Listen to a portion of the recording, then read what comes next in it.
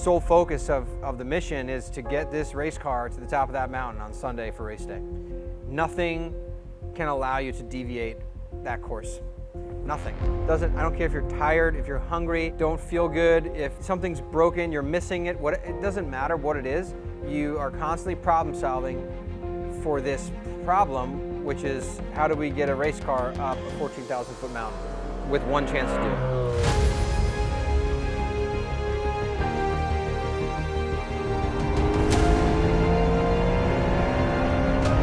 And you just can't deviate from that.